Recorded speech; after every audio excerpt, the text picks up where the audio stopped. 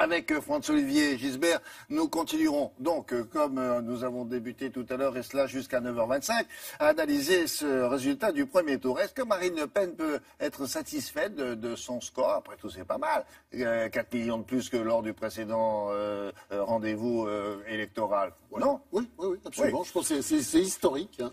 Jamais un candidat du FN n'avait fait une telle performance. Donc ça va rester, à mon avis, dans les annales. Alors certes, on est loin des 30% qui étaient annoncés au début de la campagne. Hein.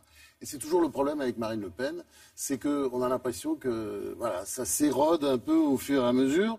Mais comment dire, comme excuse, elle peut dire aussi qu'elle n'était pas la seule sur son créneau. Hein.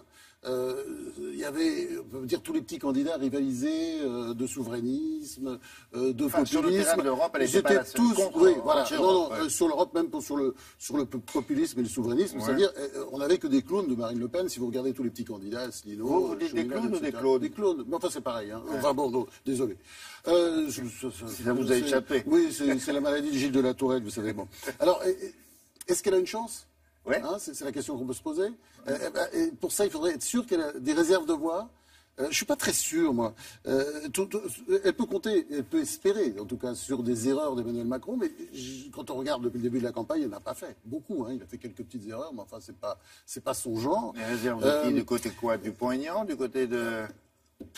C'est-à-dire, si vous voulez, le gros problème de Marine Le Pen, on revient toujours à ça, c'est même si comparaison n'est pas raison, il y a un petit côté Cendrillon. C'est-à-dire, à minuit, voilà, tout va bien, c'est la princesse, puis à minuit, brusquement, le carrosse devient une citrouille. Il se transforme, voilà. Et aujourd'hui... Enfin, une citrouille avec 4 millions de plus de voix, quand même. Non, mais attendez, je suis pas en train de dire, je viens de dire que c'était une réussite historique. Mais en même temps, ça a fondu un peu à la fin, donc il faut qu'elle s'interroge. Moi, je crois que de toute façon, elle va continuer à ouvrir grand ses bras, ça va bien finir par Elle va pas changer de discours, là, ça reste dans la même ligne? Je pense pas. Moi, je pense qu'elle va travailler du côté du Poignant, du côté de tous les souverainistes, etc.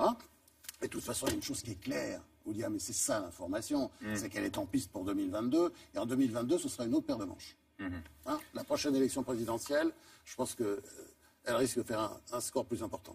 Et puis il y a des élections intermédiaires. D'ici là, on aura le temps d'en reparler, finalement. Oui, absolument. Merci, à tout à l'heure.